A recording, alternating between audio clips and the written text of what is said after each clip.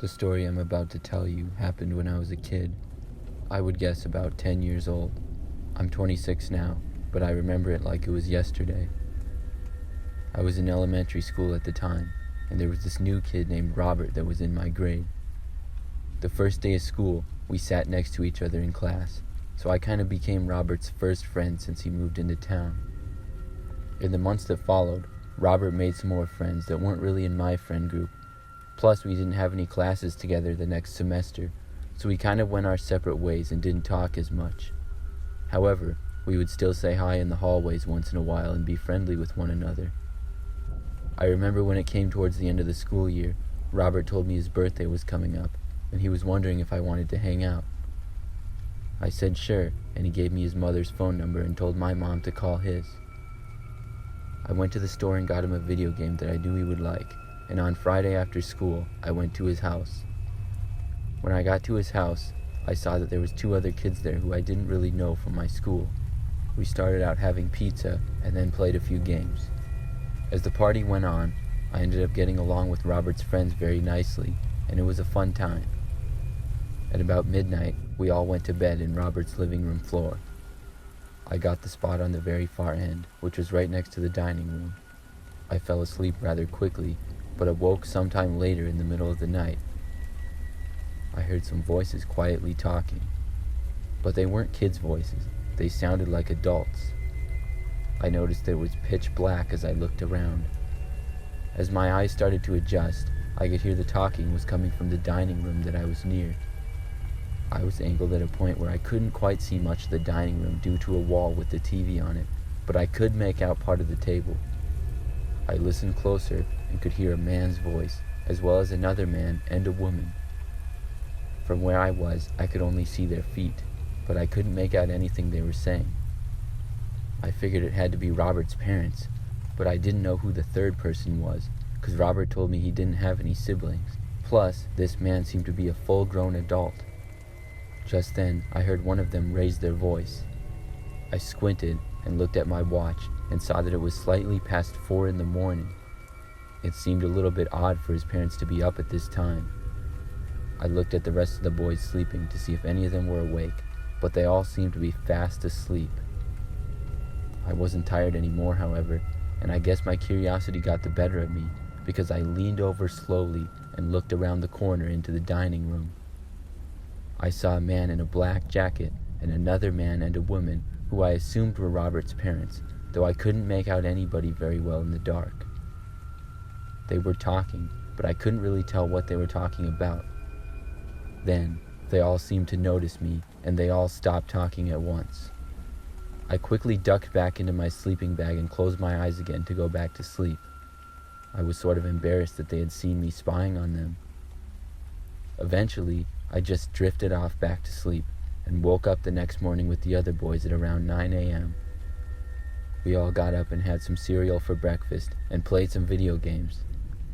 As we did, I asked Robert why his parents were talking to a man in the middle of the night at their dining room table, because the whole thing just seemed really odd to me. Robert said he didn't know anyone who would be at his house at 4 a.m. and said he didn't know why his parents would be up at that hour. Robert's mother came in and asked us how we slept, and when we did, Robert asked her my question. His mom looked at me and laughed. She said no man was here, and his parents had both slept the whole night in their room. She told me I must have been dreaming. I laughed and agreed with them because I didn't want to argue. However, I know myself, and I know that I was not dreaming. I was wide awake, and I know what I saw and heard. After that, I didn't go to Robert's house again, and at the end of the school year, he moved away again. We weren't able to stay in touch, so I may never know the answers to that night.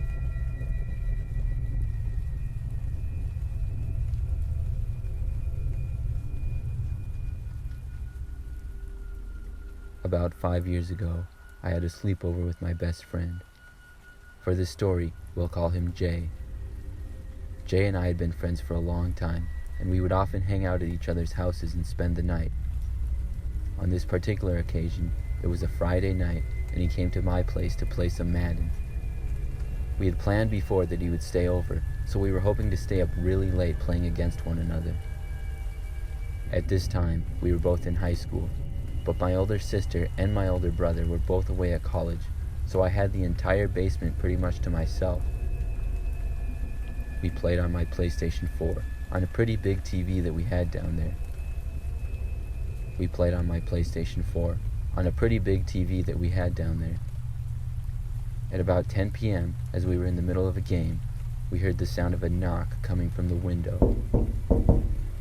We both looked over in the direction, but couldn't see anything out of the window due to it being light inside and dark outside. We had a sliding glass door down there, but it had blinds covering that up. We both paused the game and were quiet for a few minutes. We heard what sounded like the bush outside my door moving, and both of us leaped up from that sound.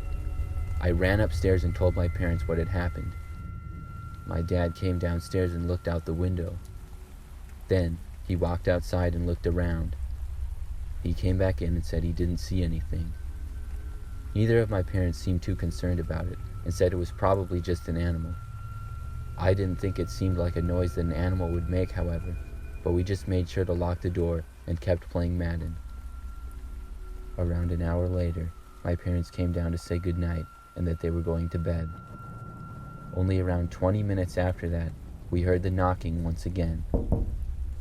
This time, we could hear it was coming from the window next to the door. It lasted longer this time than the first, but we still couldn't see anything as we looked out the window from across the room. It was pretty creepy, but my parents had just gone to bed, and I didn't want to wake them, so we tried to ignore it. We couldn't help but feel a little scared, though. We paused the game again and started talking about what we should do. We debated going outside or looking out the window. We decided to look out the window, but when we did, we saw nothing. After staying alert near the door for a while, we finally calmed back down and went back to playing video games until about 2 o'clock in the morning. During that time, we had no more interruptions. We both got pretty tired by then and decided to go to bed. I slept on one of the couches down there, and Jay slept on the other. We fell asleep for probably an hour, but awoke at around 3 in the morning to more noises once again. This time, they seemed louder. It was more knocking as well as the bushes being moved. But now, we heard the doorknob being jiggled, as if someone was trying to open it. Without hesitating, me and Jay both got up and ran upstairs as quick as we could. As we did, we got about halfway up the stairs, and we heard the sound of glass breaking coming from the basement. I was terrified and ran for my parents' room. Once we got inside, we called the police. My dad left the room to lock the door to the basement and make sure that the man couldn't get upstairs. We heard noises downstairs for a while, and then they stopped. The police arrived several minutes later. They looked around and searched the entire house, but the man was gone. They did see that several valuable items from the basement had been stolen, including my PlayStation 4. We were just happy to be safe, though. The police ended up being able to track down the man several days later, and I got a new PlayStation 4. It made for quite a story, though.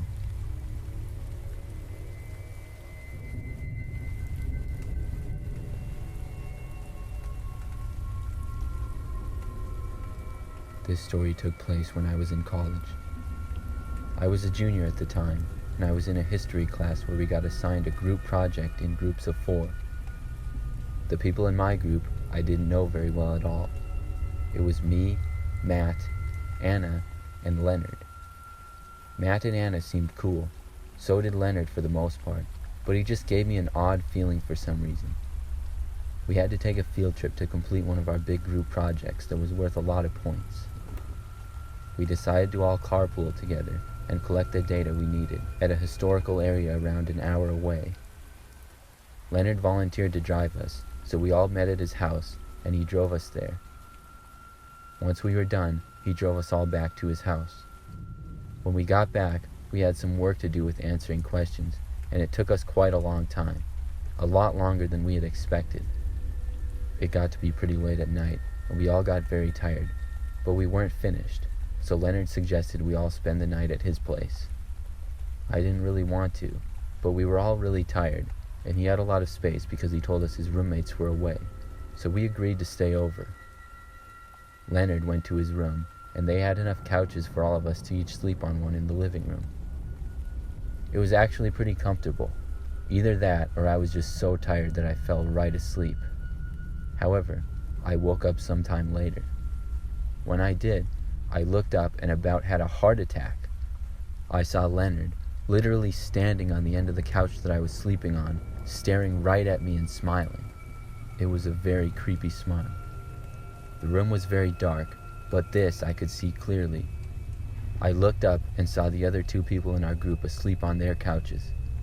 I whispered to Leonard, asking him what he was doing, but he didn't answer me. He just kept smiling and staring at me. I then sat up and backed away to the far end of the couch away from him. He remained standing on the arm of the couch at the other far end, and then dramatically jumped off to the ground and sprinted out of the room. I sat there for several minutes trying to understand what had just happened. Then I saw Leonard's head poke out from behind the doorway and look at me. This time I called out to him. "Leonard," I said. At this point I saw Anna wake up. She watched Leonard as well. He just looked at us both and smiled. Then he made the hand motion with his hands as if he was taking a picture of us with a camera. He then ran out of the room once again. Anna looked at me and whispered, "What was that?" I shrugged, and we both sat there for about 30 minutes. Leonard didn't come back to the room after that. Eventually, I was able to fall back asleep and woke up the next morning at 8.